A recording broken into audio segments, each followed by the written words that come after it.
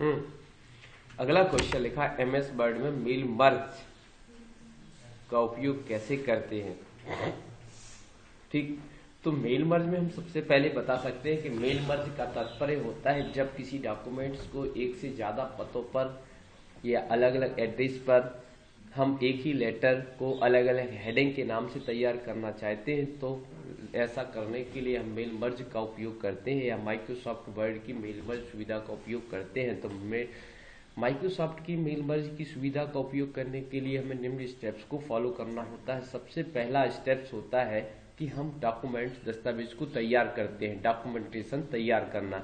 तो Microsoft word के अंदर मेल मर्ज का उपयोग करने के लिए हम सबसे पहले दस्तावेज तैयार करते हैं। दस्तावेज तैयार करने के पश्चात हम सेकंड नंबर डालेंगे। जैसे मान लिया हमने लिख दिया डियर, अब यहाँ पर सर मैडम आ गया।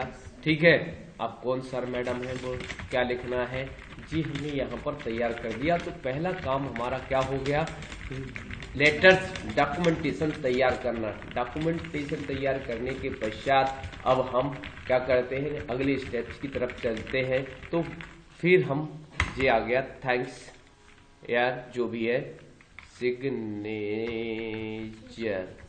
ओके, फिर इसके बाद हम कहाँ चलते हैं, मेलिंग स्टेप्स पर जैसे क्लिक करते हैं तो हमारे सामने मेलिंग्स के विभिन्न विकल्प डिस्प्ले हो जाते हैं। इसके बाद हम स्टार्ट मेल मर्ज पर क्लिक करते हैं। हमारे पास ये भी तरीका है, डायरेक्ट हम स्टेप बाय स्टेप का चयन करते हैं, जिससे हमारे सामने क्या डिस्प्ले हो जाता है, स्टेप, जिससे स्क्रीन पर क्या डिस्प्ले हो जाता है, mail merge navigation pane display हो जाता है। तो यहाँ से हमसे पूछा जाता है कि पहले से कोई बना डॉक्यूमेंट का चयन करना है, लिस्ट का चयन करना है। आगे बढ़ गए क्या, ये तो बहुत आगे बढ़ गए।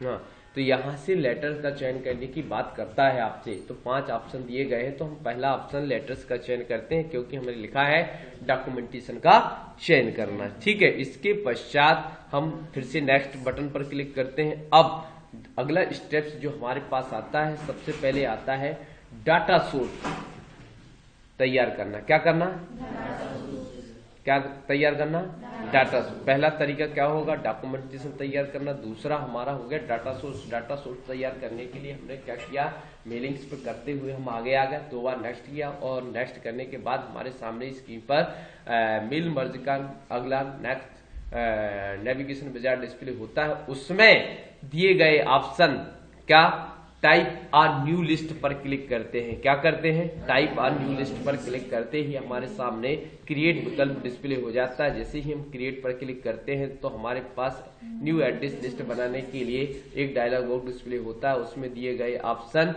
कस्टमाइज का प्रयोग करके हम क्या लिखा है, कस्टमाइज कॉलम्स का प्रयोग करके इच्छा अनुसार फील्डों का चयन करते हैं, या हम पहले से बनी हुई फील्डों को डिलीट कर देते हैं और नई फील्डों को हम क्या करते हैं, ऐड कर सकते हैं। ऐसा करने के बाद हम जैसे ही हम नई फील्डों को ऐड करना है तो बने बटन ऐड पर क्लिक करते हैं। जैसे हमने लिखा नेम इंटर, लिखा सिटी इंटर, हमने लिखा फोन राइट। ऐसा करने के बाद बने बटन ओके पर क्लिक करते हैं। ऐसा करके हम डाटा सोर्स को तैयार कर सकते हैं। अगला, अब डाटा तैयार किए गए डाटा सोर्स में डेटा को इनपुट करना। क्या, तीसरा नंबर डालेंगे, क्या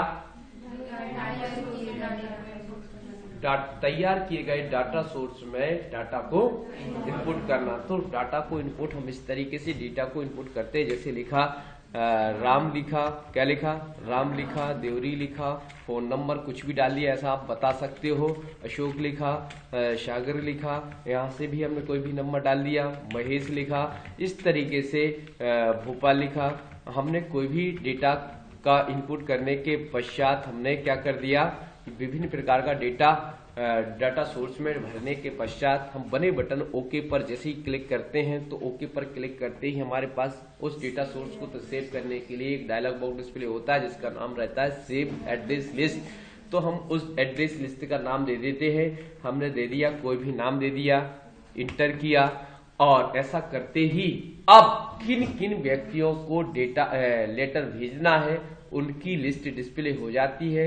उनकी लिस्ट को सेलेक्ट करने के लिए आपके पास विकल्प दिए रहते हैं। ये सही का निशान यदि हटा दोगे तो सब हट जाएगा, एक एक क्लिक करके भी, या सभी को भेजना है तो सभी को, या किसी को छोड़ना है तो उसको छोड़ने के पश्चात हम बने बटन ओके पर क्लिक करते ही हमारा डॉक्यूमेंट्स और क्या मेन डॉक्यूमेंट और डाटा सोर्स लिंक हो जाता है। अब अगला स्टेप लिखेंगे चौथा, कौन सा?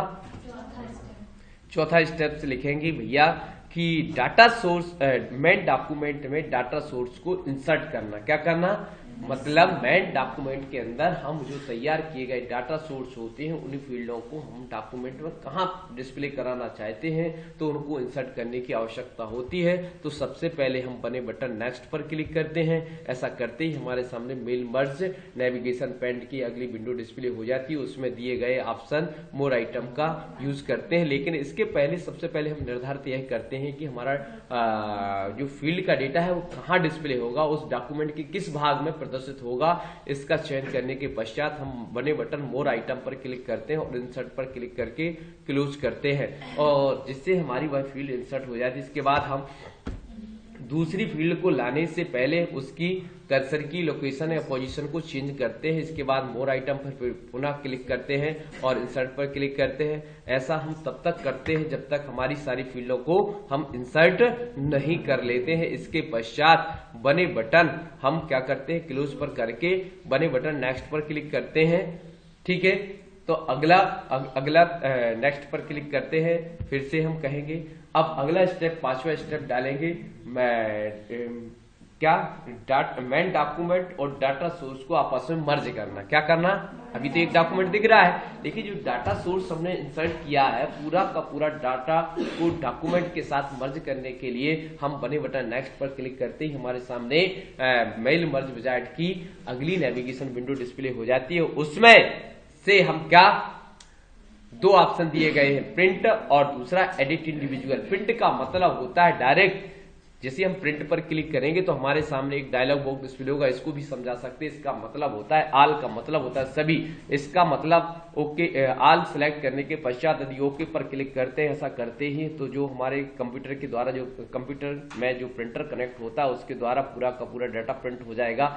और यदि हम करंट रिकॉर्ड कर देंगे तो केवल एक रिकॉर्ड को प्रिंट करेगा। और यदि फ्रॉम मतलब हम यदि कह दें कि 1 से लेके 2 तक ही प्रिंट करना, तो इसका मतलब हुआ 1 से केवल 2 तक के रिकॉर्ड ही प्रिंट होंगे। और यदि हम इसके बाद प्रिंट करने से पहले देखना चाहते हैं कि हमारे द्वारा जो मेल मर्ज मेन डॉक्यूमेंट में जो डेटा को इंसर्ट किया गया है वो सही स्थान पर है या नहीं, ऐसा करने के लिए हम एडिट इंडिविजुअल लेटर्स पर जैसे क्लिक करते तो हमारे सामने फिर 3 प्रकार के ऑप्शन आते, ऑल, करेंट, फ्रॉम। तो जी हमें पता है, हम सारे रिकॉर्ड को एक साथ ओके पर क्लिक करते हैं। ऐसा करते ही हमारा क्या होता है, मेल मर्ज कंप्लीट हो जाता है। इस तरीके से हमारे पास रिकॉर्ड्स एक के बाद एक दिखने लगते हैं। क्लियर? देखिए जितने भी हमने नाम भरे थे उनका नाम से लेटर तैयार हो गया। डियर सर मैडम लिखा आ गया, सीता देवरी। इस तरीके से हम एक मेल मर्ज को उपयोग कर सकते हैं। आपको इसका